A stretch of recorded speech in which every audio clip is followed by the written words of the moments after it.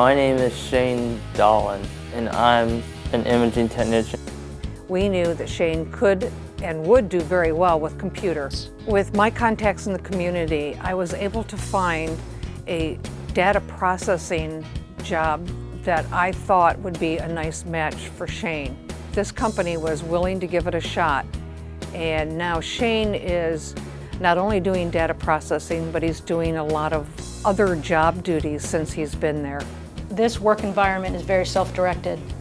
Folks here, once they're trained, the expectation is that they will just come to work every day and do their job.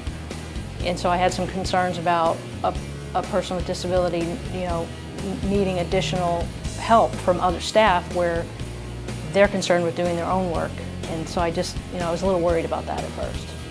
But we worked through it. When we were training Shane, we used what is known as a task analysis. We took that entire job that Shane does, we broke it down into step by step so that he could accomplish that job.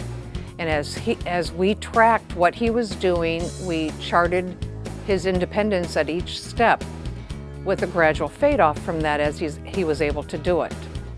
We then shared that information with the coworkers and with his manager. Then the job coaches were here daily until he was trained. We trained Shane to do his job in a systematic way, from turning on his computer to ending his day. Donna and Mary helped me with this job. They helped teach me my job. And by doing it systematically, he has become independent as a worker.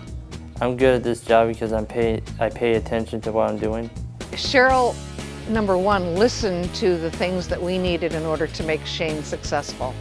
Number two is she did some behind the scenes advocating for Shane with her bosses to bring Shane on board. So her support has been wonderful.